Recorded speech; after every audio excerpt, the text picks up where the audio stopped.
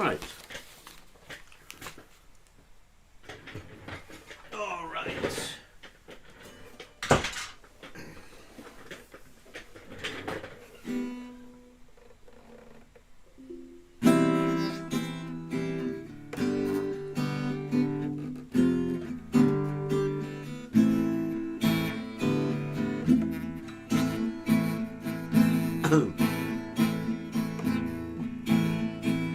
Nitai Padakamba Koti Chandra Sushi Allah Ye Jaya Jakachura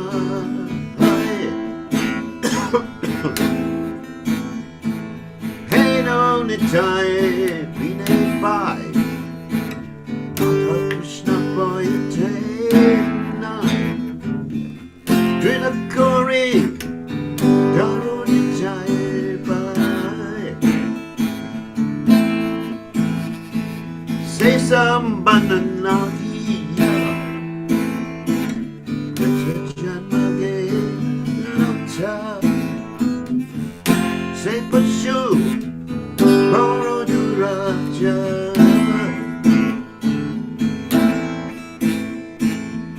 China Bolino Bouquet Chilo Suke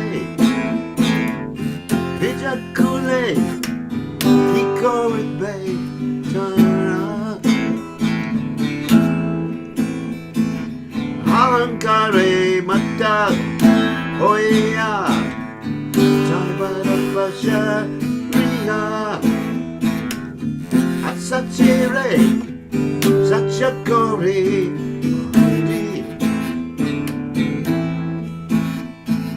Nitaya Kuruna Hoi Bay Radha Krishna Hoi Bay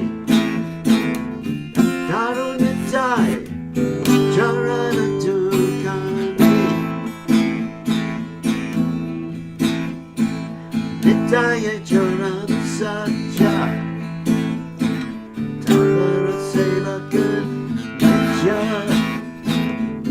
Nitai Pana Santa Guru Sha Narottama Barudu Jaimure Konosuki Rakuranga Chararina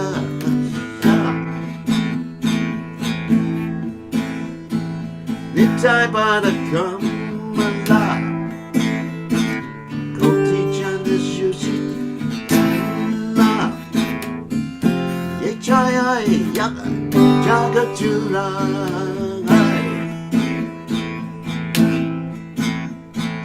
Hati Krishna Hare Krishna Krishna Krishna Hare Hati Rama Hati Rama Rama Rama Hare Hare Krishna Hare Krishna Krishna Krishna Hare Hare Rama Hati Rama Rama Rama Hare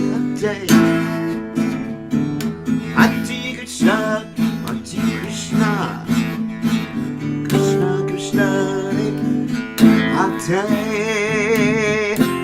Rama Hati Rama Rama Rama Hare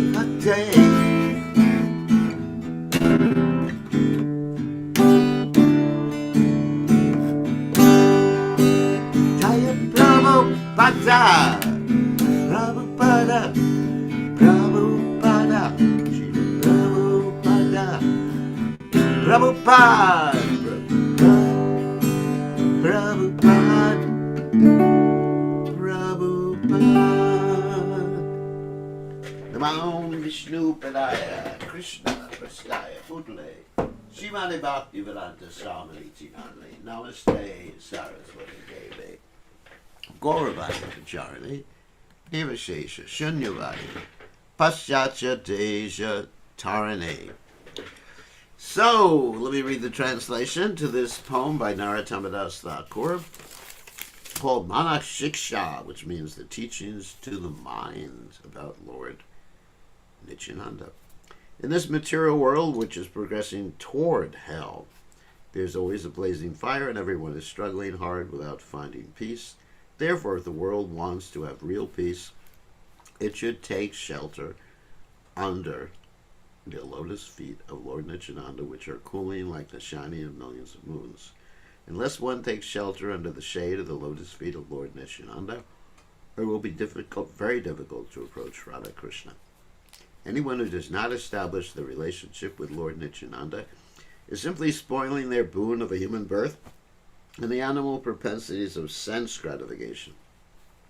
Never saying the names of Lord Nityananda and Lord Chaitanya, they become absorbed in so-called material enjoyment, and their academic education and birth in a high family or great nation will not protect them at the time of death. They have become maddened by a false concept of bodily life, and thus they have forgotten their eternal relationship with Lord Nityananda. Such forgetful persons accept the illusory energy as factual. When you achieve the mercy of Lord Nityananda, then you will be able to approach Radha Krishna. Firmly catch hold of the lotus feet of Lord Nityananda. The lotus feet of Lord Nityananda are not illusion. They are a fact, and anyone who engages in the transcendental loving service of Lord Nityananda immediately achieves their transcendental position on the spiritual platform, which is eternal and blissful. Therefore, always try to catch the lotus feet of Lord Nityananda. Narottam Das Thakur says, "My dear Lord Nityananda, I am very unhappy, so I am praying to you to make me happy. Lord Nityananda ki jai, Narottam Das Thakur ki jai." So now we go on to the Chaitanya Bhagavat. So we have today's class and tomorrow's class, and after that I am going to India. So we may actually finish the Chaitanya Bhagavat between today and tomorrow. So let's see if we can do that. So Jaya Jaya Sri Chaitanya Jaya Nityananda Jaya Dvaita Chandra Jaya Gaur Bhakta Vrinda Jaya Jaya Sri Chaitanya Jaya Nityananda Jaya Dvaita Chandra Jaya Gaur Bhakta Vrinda Jaya Jaya Sri Chaitanya Jaya Nityananda Jaya Dvaita Chandra Jaya Gaur Bhakta Vrinda. So Om Ganat Midandasha Gananjana Shlakya Chakshur Meditam Yena Tasmai Shri Gurave Namaha. I offer my respectful obeisances unto the lotus feet of my spiritual masters, Divine Grace, A.C. Bhaktivedanta Swami Srila Prabhupada, who kindly opened my eyes with the torchlight of knowledge while I was blinded in the darkness of ignorance. So now we're going to share the screen. We're going to start with Chapter 8, which is a short chapter, and Chapter 9, and maybe get to 10 tomorrow. Let's see what Krishna wants. Okay, Chapter 8 is entitled Mahaprabhu's Water Sports in the Narendra Sarovara. And as usual, we skip the introduction. All glories to Sri Krishna Chaitanya Mahaprabhu, all glories to Nityananda Prabhu, who made the three worlds glorious. All glories to Lord Sri Gauranga and his devotees. Just by hearing the glories of Lord Chaitanya, one attains devotional service. Please hear now about the arrival of the Vaishnavas headed by Advaita Acharya. When the time for the Rath Yatra arrived, all the devotees came to Nilachal. By the instruction of the Lord, the devotees would come every year to attend Rath Yatra. Keeping Advaita Acharya in front, the devotees traveled to Nilachal. Srivas Pandit, in whose house Lord Chaitanya performed his pastimes, came along. Chandrasekhara Acharya, in whose house the Lord danced as Devi, also came. Gangadas Pandit also came. Simply by remembering him, one's fruit of bondage is destroyed. Pundarik Vidaniti also joyfully came. While remembering him, the Lord cried loudly. Of course, he's the incarnation of Vrishabhanu. Prakeshwar Pandit, who danced while the Lord performed kirtan, happily came along. Prajuna Brahmachari also came. Lord Nrsingadev used to talk with him directly. Haridas Thakur joyfully came, and another Haridas, who stayed at the shore of the ocean, also came. Vasudeva Dat, unto whom Lord Krishna sold himself, also came. Mukunda Dat, Lord Krishna's singer, also came. Shivananda Sain and others brought their families along. Govinda Nanda, who was overwhelmed with ecstatic love of God, also came. By remembering him, the 10 directions are purified. Shri Govinda Dat, who led Kirtan, the Lord's party. Whoops, did I skip that?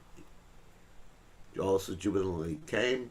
Sri Vijaya Das, the writer, whom the Lord called Ratnabahu, jewel-handed, also came.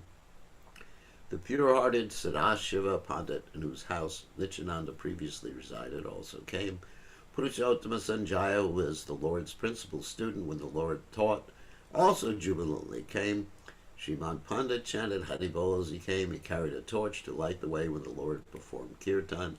Nandanacharya, in whose house Lord Nityananda first stayed, also came along in ecstasy.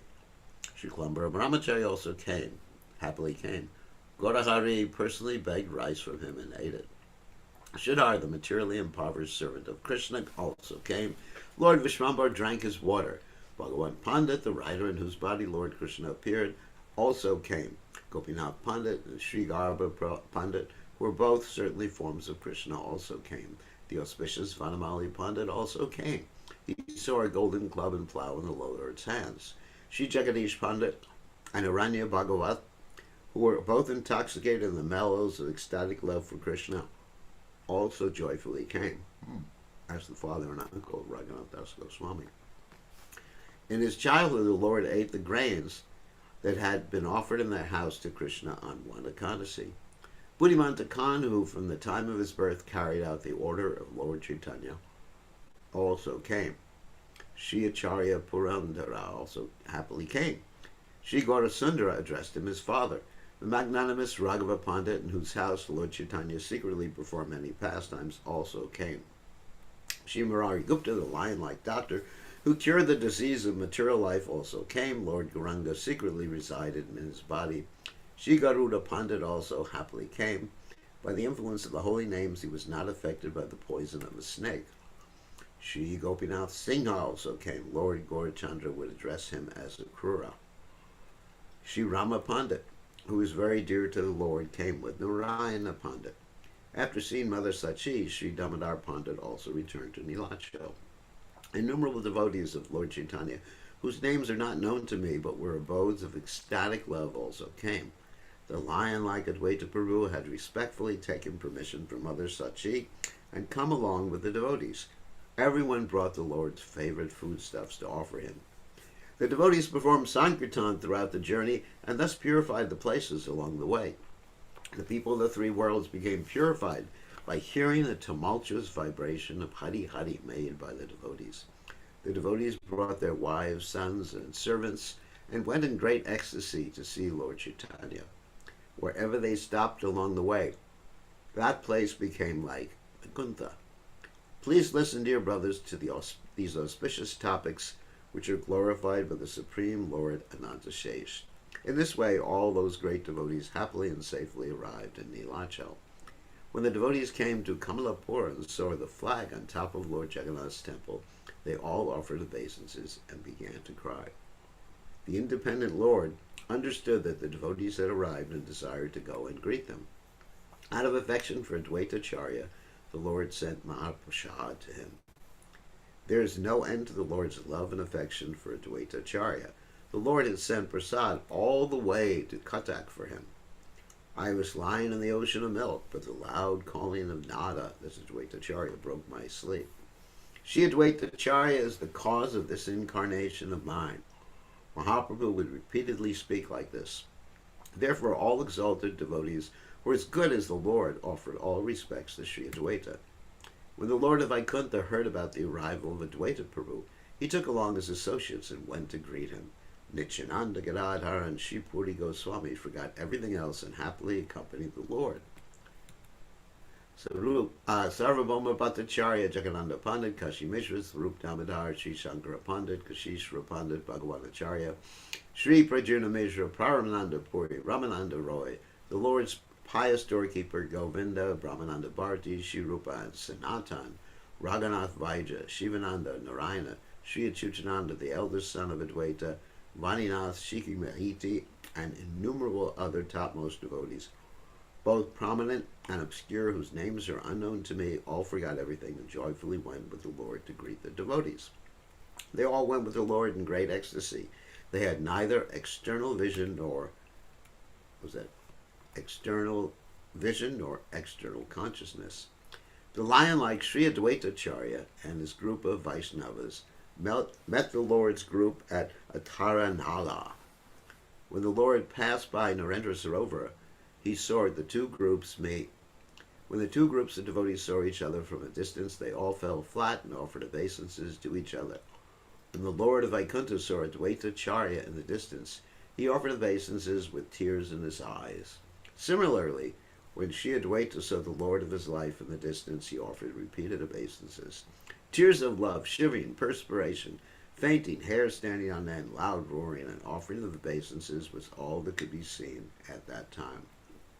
Although the two groups of devotees offered their obeisances to one another, no one knew who was offering obeisances to whom, because they were all absorbed in Lord Chaitanya's loving mellows. In other words, etiquette was thrown out the window because everyone was respecting everyone else, which is the highest etiquette. Whether junior or senior, learned or not, they all chanted the names of Hari and offered obeisances. The Lord also offered his obeisances along with the devotees, and Advaitacharya did likewise. After offering obeisances in this way, the two groups of devotees merged together and exchanged greetings. At that place, the devotees joyfully met each other and loudly chanted the name of Hari while crying in ecstasy. A human being cannot possibly describe all this. Only Vedavyas and Ananta Shesh are able. Seeing Advaita, the Lord embraced him and soaked him with tears of ecstatic love. Advaita Prabhu appeared to be the incarnation of bliss as he recited a verse while offering obeisances to the Lord. He completely forgot about whatever items he had brought for worshipping the Lord. In great happiness, the lion-like Sri Advaita loudly roared and repeatedly exclaimed, "I have brought you! I brought you!" At that point, the loud vibration of the holy names of the Lord filled the entire universe. What to speak of the Vaishnavas, even the fools cried and chanted the name of Hari. All the devotees embraced one another as they chanted the name of Hari and cried in joy. They all offered obeisances to Advaita Prabhu, who was the cause of Lord Chaitanya's advent. Then the two groups of devotees made a great commotion as they engaged in the loud performance of Sankirtan. No one knew who was dancing where, who was singing in what direction, and who was rolling on the ground in what direction. Everyone became overwhelmed with happiness on seeing the Lord, and the Lord made everything most auspicious by dancing in their midst. Nityananda and Advaita embraced each other and danced like two mad lions. The Lord embraced each and every Vaishnava with great affection. Lord Chaitanya, who was the Lord of the devotees, who was controlled by the devotees, and who was the life of the devotees, cried as he embraced the devotees. By the order of Lord Jagannath, sandalwood pulp and thousands of flower garlands were brought there at that time. Seeing the garlands sent by Jagannath, Lord Gaurasundar became very happy and first garlanded Sri Advaitacharya. The Lord then garlanded and applied sandalwood paste on each devotee with his own hand. Seeing this display of the Lord's mercy, all the devotees raised their arms and cried loudly. The devotees held the lotus feet of the Lord and asked the following benediction: "May we never forget you, life after life. Wherever we may take birth as human beings, animals, or birds, may we always see your lotus feet.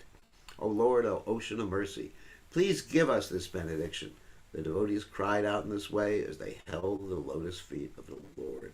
The chaste wives of the Vaishnavas began to cry as they stood gazing at the Lord from a distance. There was no end to their affection for the Lord, for they were all expansions of the Lord's internal energy. They were all as good as their husbands in knowledge and devotion. This was the verdict of Lord Chaitanya. In this way, all the devotees entered town with the Lord while singing, dancing, chanting, and playing musical instruments. There was such a manifestation of ecstatic love that not even a single person was unhappy.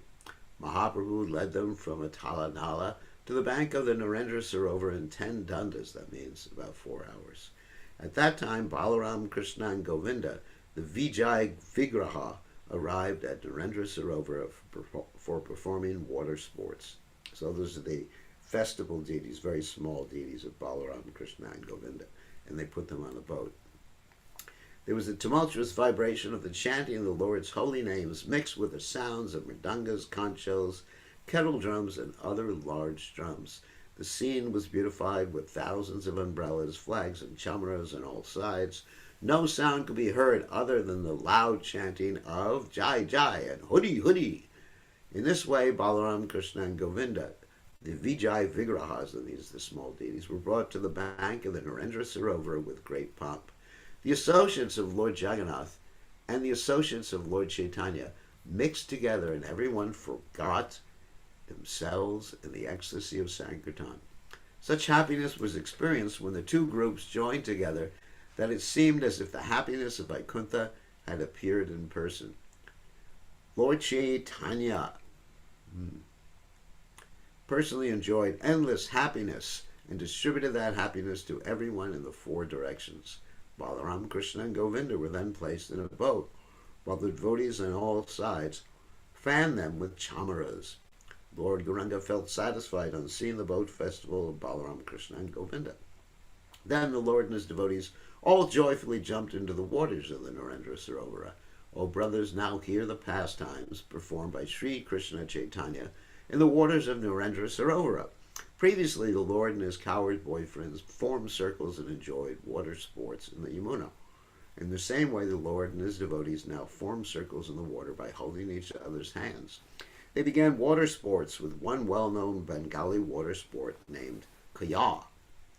The Vaishnavas called out, Kaya, Kaya. They clapped their hands in the water and produced musical sounds by hitting the water in a certain way. The devotees became absorbed in the mood of the coward boys of Gokula, and the Lord accepted the mood of Krishna, the Lord of Gokula. Overwhelmed in ecstasy, the devotees forgot everything and fearlessly splashed water on the Lord. Lord Chaitanya and Advaita Acharya began by splashing water in great sport on each other. While forcefully splashing water in the eyes of each other, sometimes Advaita would be defeated, and the next moment the Lord would be defeated. Nityananda Prabhu, Gadadhar, and Puri Goswami all began water fights with one another, yet none of them were defeated. Mukundadat and Murari Gupta had repeated water fights in which they shouted loudly in ecstasy.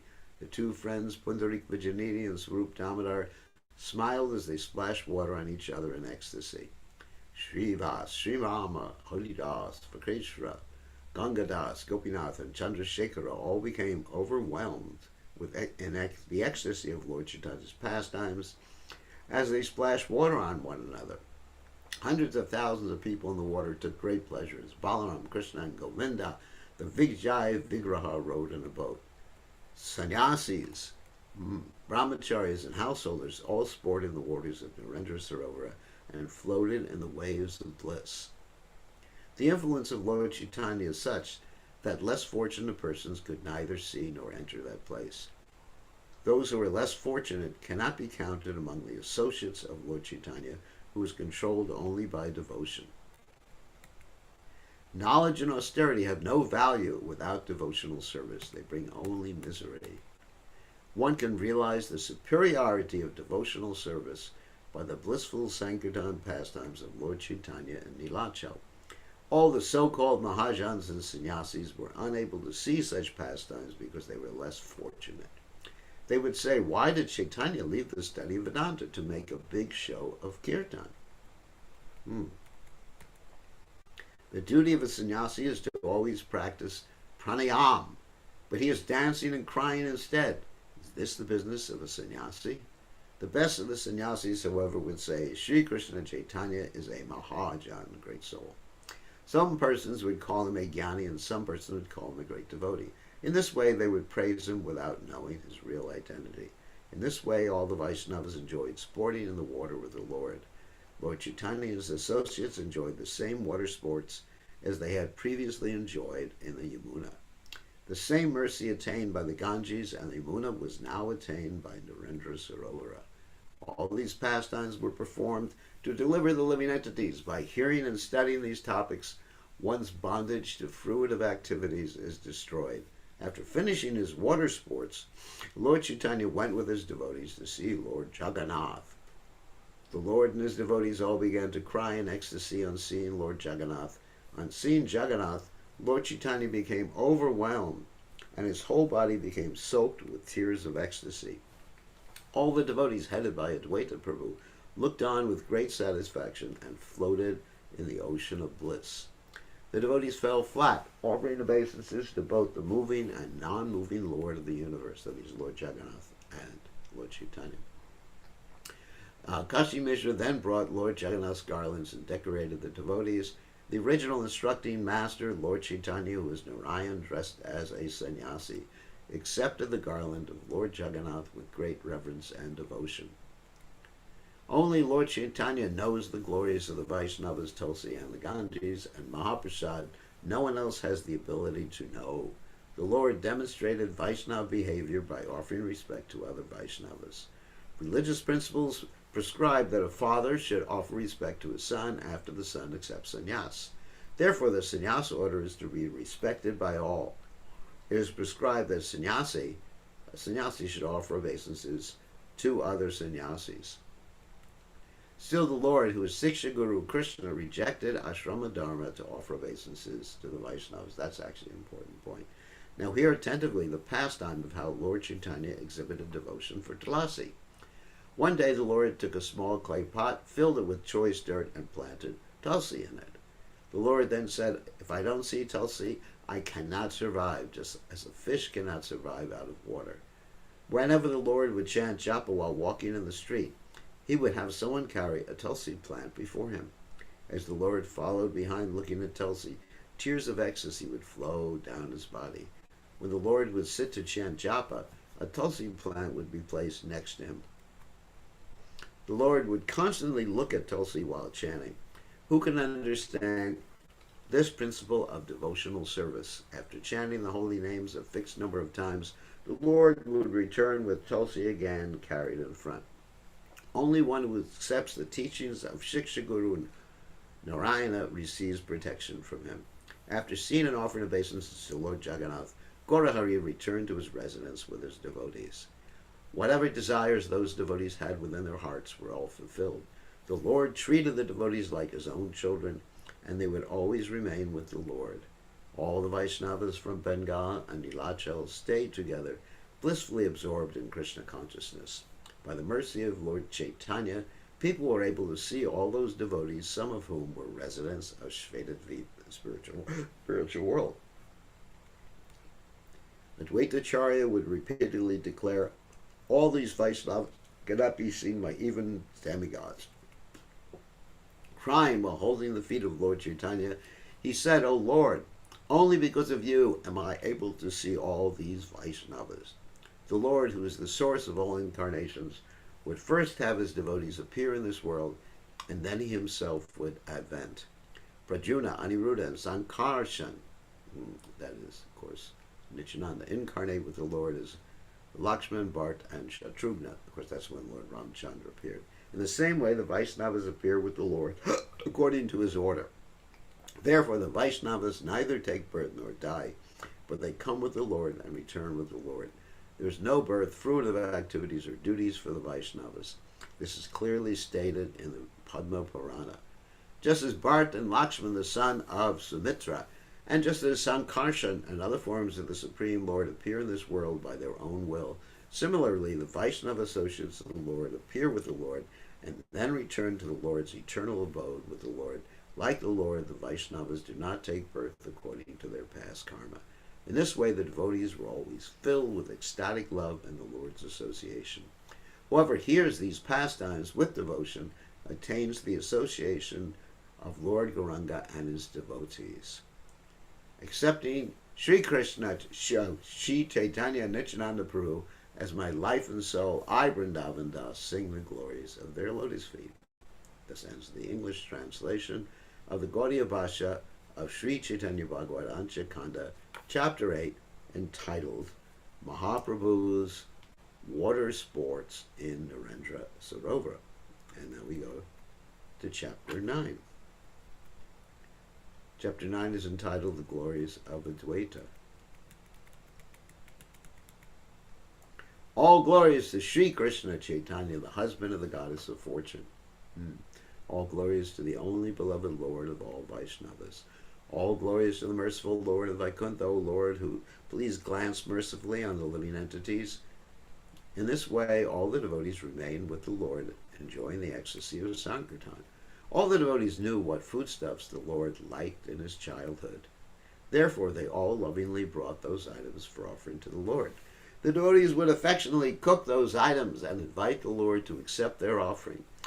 Whenever the Lord was invited to the residence of a devotee, he would eat there with great affection.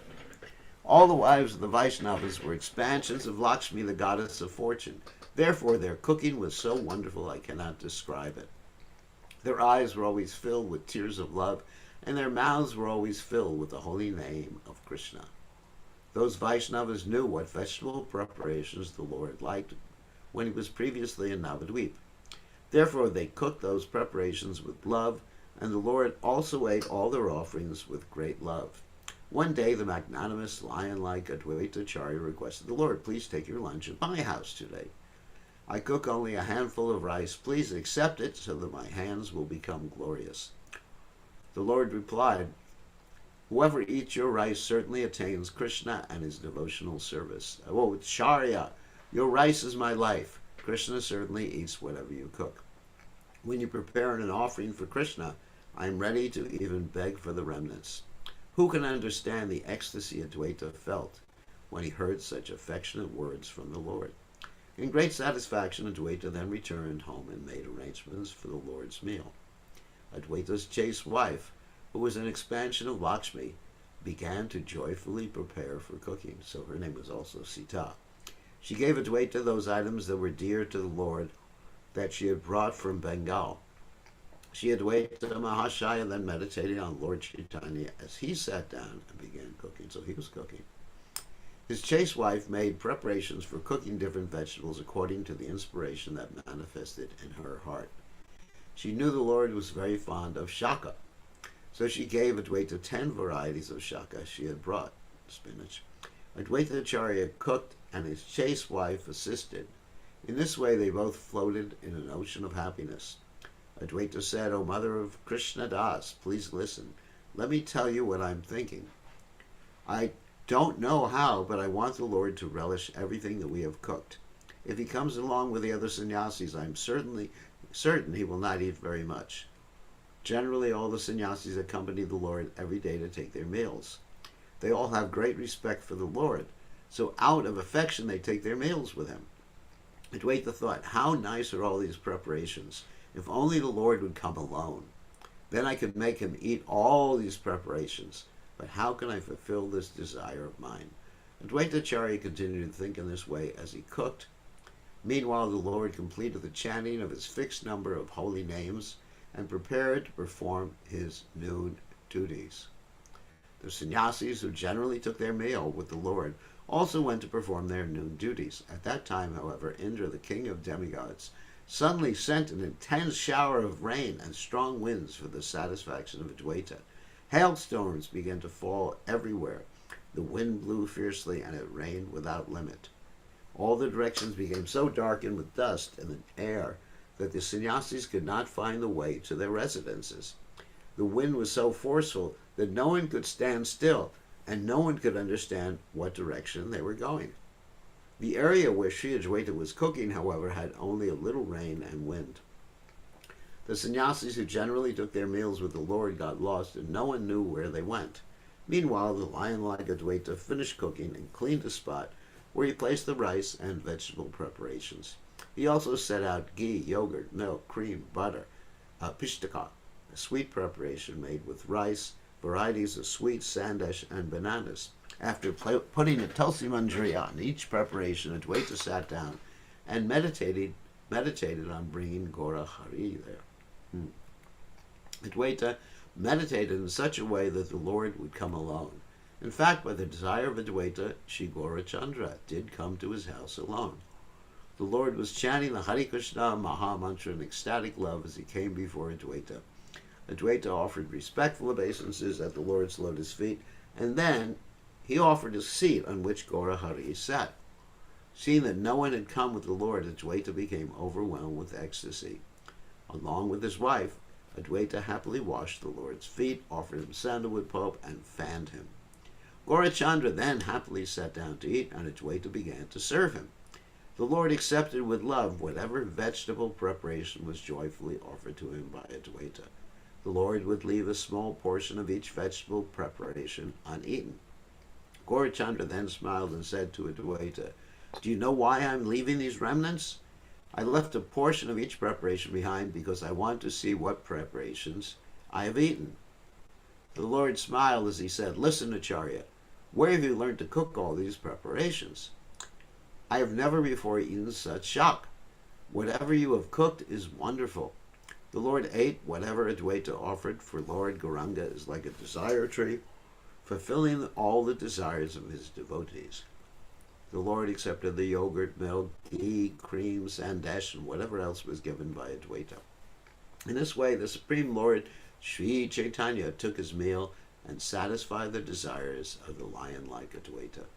As the Lord was finishing his meal, Adwaita began offering prayers to Indra. "O Indra, today I've come to know your prowess. Today I've come to know that you are certainly a Vaishnava. From today, Indra, I will offer you water and flowers. From today you have certainly purchased me." The Lord inquired, "Why are you offering nice prayers to Indra today? Please tell me." Adwaita replied, "You just ate. There's no need for you to hear about this." The Lord said, "O Acharya, why are you trying to hide the truth? The rain and winds that came were all your doing. This is not the season for strong winds, yet strong winds, intense rain, and a great hailstorm suddenly appeared. I have understood without doubt that all these disturbances were arranged by your will. I will now explain why you had Indra do all this. You thought that if I came with the sannyasis, I would not eat very much. But if I came alone, you could fulfill your desire by feeding me everything you cooked. Therefore, you created all these disturbances to stop the other sannyasis from coming.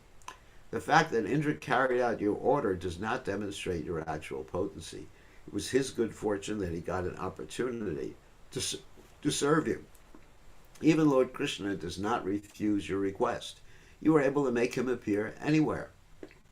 Is arranging for some wind and rain wonderful for one whose words are respected by Krishna Chandra? Is arranging some wind and rain wonderful for one whose order Yamaraj, time and death carry on their head, whose lotus feet are desired by the best of the yogis and munis, and by remembering whom one is freed from all bondage? Who in this world knows you perfectly?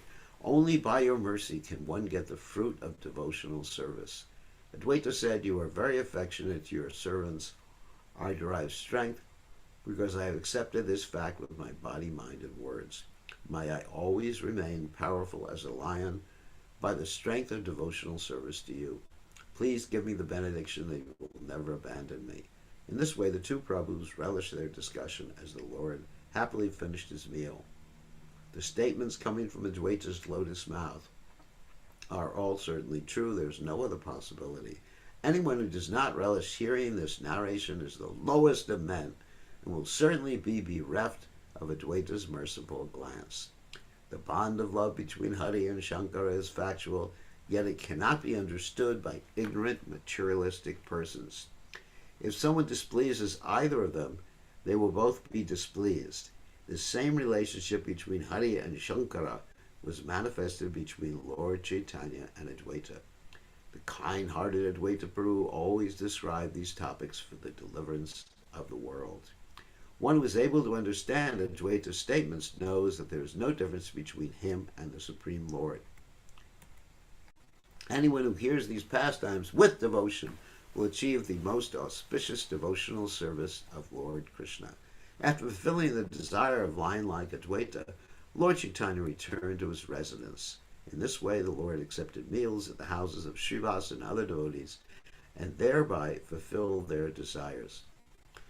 The Lord would gather all of his devotees and constantly engage in Sankirtan. He would continually dance and induce others to dance. After going to Navadvip to see Mother Sachi, Damodar Pandit quickly returned to Nilachal. When the Lord saw Damodar, he took him to a secluded place and inquired from him about Mother Sachi. The Lord asked, "You stayed with my mother. Now tell me the truth. Does she have devotion to Lord Vishnu?" On hearing this, Question. Damodar Pandit, who was very austere and impartial, became angry and replied, "O Lord, what did you say? Are you asking whether your mother has any devotion? It is by your mother's mercy that you have devotion for Vishnu. Whatever you have is by her potency. Know for certain that whatever devotion for Vishnu you have is by her mercy. Transformations of love for Vishnu, like crying, shivering, perspiring, fainting, standing on of hairs on end, and loud roaring, are constantly visible on the body of Mother Shachi, and she is always chanting the holy name of Krishna. O Lord, you have asked about the devotion of Mother Shachi. It is Mother Shachi who is addressed as devotional service to Vishnu. I tell you, she is the embodiment of devotional service to Vishnu. Although you know this, you ask me as if you did not know.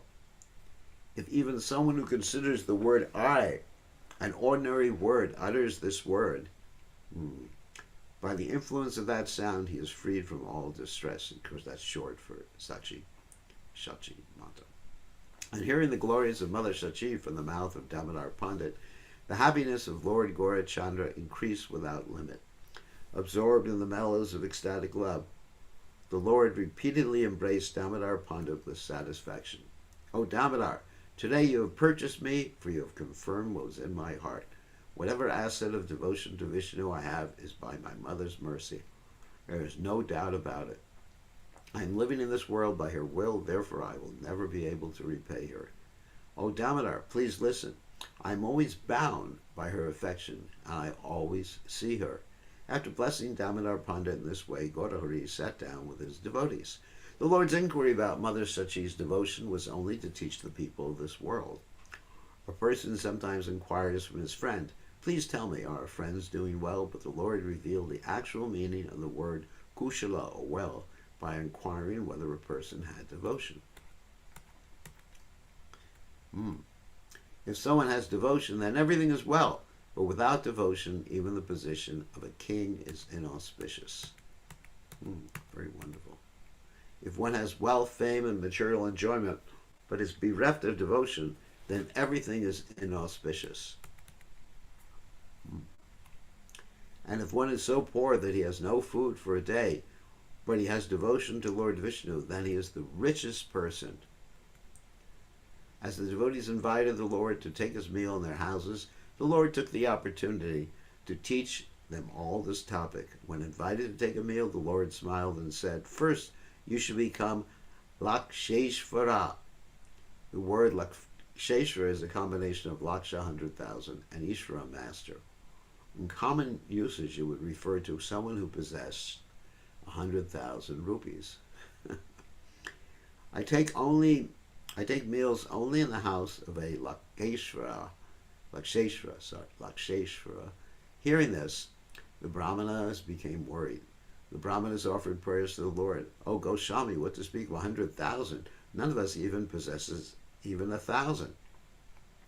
If you don't accept meals from us, then let our entire household be burnt to ashes." The Lord replied, "Do you know who is Laksheshvara? He is someone who daily chants 100,000 holy names.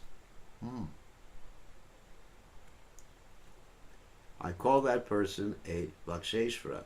I take meals in only such a person's house, not in the houses of others." Hearing this merciful statement of the Lord, the Brahmanas gave up their anxiety and became joyful. In other words, 64 rounds a day. "O Lord, we will chant 100,000 names. Please, therefore, take your meals in our houses. It is our good fortune that you are teaching us in this way." All the devoted Brahmanas then began to chant 100,000 names every day so they could offer food to Lord Chaitanya Chandra. In this way, the Lord of Vaikuntha enjoyed in the ocean of devotional service by inducing others to take up the process of devotional service. The mission of his incarnation was to distribute the process of devotional service. For this reason, he did not ask for anything other than engagement in devotional service. The Lord said, "Well-being and auspiciousness always accompany one who has devotion to Krishna." Gaurachandra does not even see the face of one who does not speak about the glories of devotional service. One day the Lord asked his spiritual master, Keshava Bharati, about bhakti and jnana. The Lord inquired, "Which is greater, jnana or bhakti?" O Goswami, please consider and tell me conclusively. Keshava Bharati thought for a while, then replied to Gaurasundara. Keshava Bharati said, after considering the topic, I have concluded that the glories of bhakti are superior to all. The Lord asked, why is bhakti greater than jnana? The sannyasis say that jnana is greater.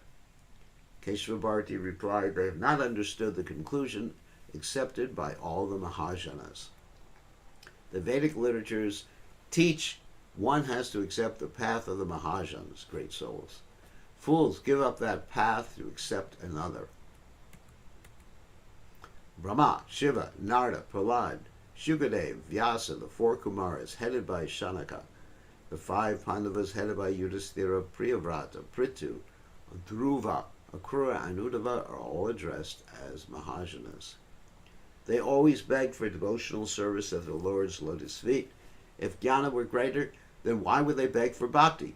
Why would these Mahajanas reject liberation and always beg for bhakti without careful consideration? All their statements are supported by the Puranas. What benediction did Brahma ask from the Lord? O my Lord, in this birth as Brahma, or in whatever other birth I may take, let me be your servant and always engage in your service. In this way, all the Mahajanas and their followers desire only devotional service and reject everything else. O Lord Achyuta, wherever I may be born among the 1,000 species of life, may I always have unflinching devotion for you. O Lord Rishikesh, in whatever species of life I take birth, as a result of my past activities, let me always remain fixed in your devotional service. Wherever we are made to wander about this world by the Supreme Lord's will, in accordance with the reactions to our fruit of work, may our good works and charity always grant us love for Lord Krishna. Therefore, the path of devotional service, followed by the Mahajanas, is the best in every respect. This is confirmed in all the scriptures. Dry arguments are inconclusive. This is from the Mahabharata. A great personality whose opinion does not differ from others is not considered a great sage. Simply by studying the Vedas, which are variegated, one cannot come to the right path by which religious principles are understood. The solid truth of religious principles is hidden in the heart of an unadulterated, self-realized person. Consequently, as the Shastras confirm, one should accept whatever progressive path the Mahajanas advocate. Hearing from the mouth of Keshava Bharati that bhakti is greater, the Lord loudly shouted the name of Hari in ecstatic love. The Lord declared, I will stay for some time in this world. I am telling you the truth. If you would have told me that jnana was greater, I would have entered the ocean today. In satisfaction, the Lord caught hold of the feet of his guru, and his guru affectionately offered his obeisances to the Lord. The Lord said, for anyone who does not discuss devotional service to the Supreme Lord, giving up the shika and Brahman thread and engaging in austerity are all useless. In other words, taking sannyas.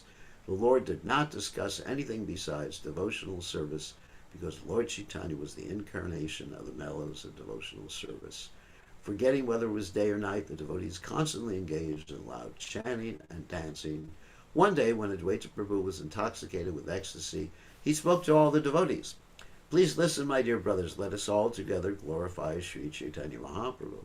Today we will not glorify any incarnation other than Lord Chaitanya, who is the source of all other incarnations. The Lord is the deliverer of the entire universe, and he is incarnated as Gauranga for our benefit. Because of him we are worshipped everywhere. It was he who introduced the wealth of Sankirtan. I will dance while you sing, all sing the glories of Lord Chaitanya, for if I sing as loud as a lion, you will all be frightened. The Lord generally concealed himself, so they were afraid that he might become angry. Still, Advaita's instruction could not be disregarded. Therefore, the devotees began singing the glories of Lord Chaitanya. The lion-like Advaita danced and became overwhelmed in ecstasy as the devotees all around him sang the auspicious glories of Lord Chaitanya. So we finished at 165 in the 9th chapter. Okay. A lot of progress. So, does anyone, if you have questions, you should raise your hand by typing in a little heart on the bottom of the screen and then hitting raise hands. And then I'll give you permission to unmute yourselves. Okay, Nanda Gopal, you have a question. You can unmute yourself. Hare Krishna Maharaj, please accept my humble obeisances. All Guru Srila Prabhupada. Always Prabhupada. So Maharaj, just very curious question. I apologize if it's not appropriate, but I just want to know that in the past time where Advait Acharya was preparing feast or preparations for Mahaprabhu to come, at that time, Maharaj, how did devotees offer the foodstuff? Like right now, we have parampara like starting from Prabhupada. So, is there any mention like when they offered bhoga for prasadam, or Well, did they offer? He offered directly to Lord Chaitanya. That's what's described there. That he put the tulsi and everything there, and he offered in his mind to Lord Chaitanya.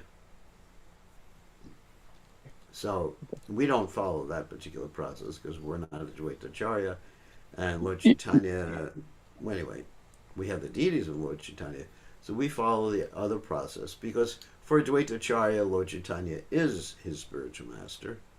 Of course, he wasn't initiated by Lord Chaitanya Mahaprabhu, but still, Lord Chaitanya is anyway a special case. Thank you, Maharaj. Special case, not something that we follow. Okay, does that answer your question? I guess so. Yes, Maharaj. Okay. Yes, Maharaj. Okay, so next is Radhika Orupa Devi Dasi. You have a question? Hare Krishna, Gurudev.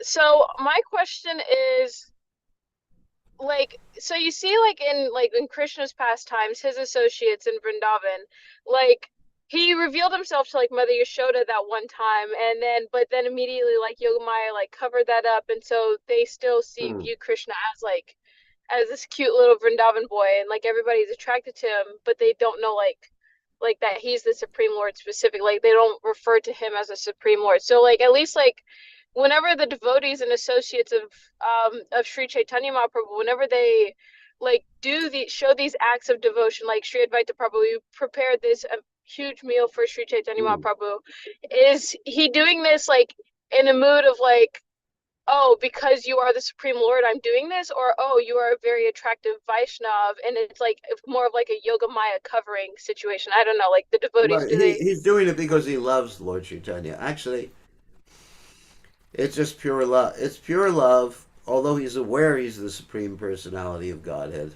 It's an interesting question because generally the intimate devotees of Lord Chaitanya, when he revealed himself after he took initiation, generally they were aware that Lord Chaitanya Mahaprabhu was God. So, being aware that Lord Chaitanya Mahaprabhu was God, their love for him was so great that they neglected that awareness. They put it aside. I mean, you could say that's Yoga Maya, but it was just intense love, just like when they were playing in the Narendra Sarovara, they were having the water fights between Lord Chaitanya Mahaprabhu and his devotees. I mean, if you're remembering and thinking all the time that you're having a water fight with the Supreme Personality of Godhead, you're not going to have a water fight. You're not going to win. You're just going to be very, very scared. So somehow or other, the love was so intense. Just like, okay, let's say if someone is married to the King of England or something like that, let's say the Queen is married to the King of England, she's aware that he's the King of England, but that's not the point of the relationship. In Vrindavan, of course, they weren't aware that Krishna was the Supreme Personality of Godhead. But in Chaitanya Mahaprabhu's passages, at least with his intimate devotees, they were aware, but it's just like their love just, you could say it didn't really cover their awareness because you could see they're actually referring to Lord Chaitanya as God. But it simply, love just overcame that awareness and made them forget about etiquette. That's actually a good question. That's something, yeah, that's what I was thinking about. That with Lord Chaitanya's associates generally understood his ontological position, whereas with Krishna in Vrindavan they didn't. But Krishna outside of Vrindavan, Many of them did. Not all of them. Prabhupada said even when Krishna was present, there were just like a handful of people who recognized that he was the Supreme Personality of Godhead. That's interesting. Interesting question. So here's a question in the chat window. What are the fixed number of names that Sri Chaitanya Mahaprabhu was doing? It's not really mentioned, except for, that Lord Chaitanya Mahaprabhu would not take prasadam over anyone's house who wasn't chanting roughly 64 rounds, which is a lack of rounds, 100,000. Oh, not a lack of rounds, a lack of names. Because if you go through the 16 names in the Maha Mantra, and you do it 16 times 64 times 108, then you get roughly 100,000. Whereas Haridas Thakur was chanting like 3 lakhs. Ooh, that's a lot, isn't it? 3 lakhs of names a day. That's quite a bit. So, who else has a question? Okay, Nanda Gopal, you have another question. Yeah, thank you, Maharaj. Maharaj, in the past few chapters when you read, one theme which I was able to pick, that every time Mahaprabhu honored, he would glorify, oh, your Shak is the best Shak. So my question is, as a practicing devotee, when we prepare something and offer to the deities and should we aspire to get that kind of a reciprocation just because we want to know that? No, we should aspire that Krishna smiles at us. But it's an interesting.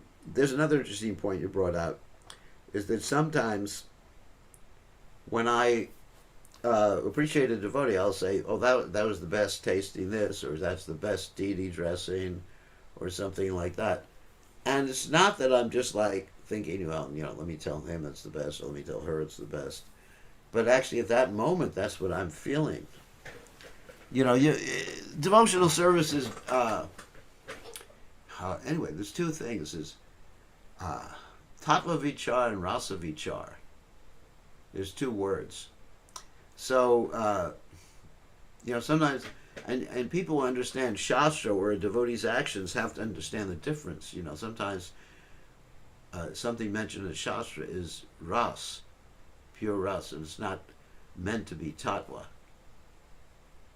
And sometimes it's tattva, and it's really it's not like a ras. So you have to understand this. So that's more or less like rasa vichar. That's the taste. The ecstasy. And I'm being honest when I say that's the best whatever that I ever tasted or ever seen, because that's the way I feel. It may not be tattva, but it's ras. Okay, on that happy note, we'll see everybody tomorrow. We're making a lot of progress. So there's a chance we can finish the Chaitanya Bhagavat tomorrow. There is a good chance. So thank you very much. All glories to His Divine Grace, Srila Prabhupada, Srila Prabhupada.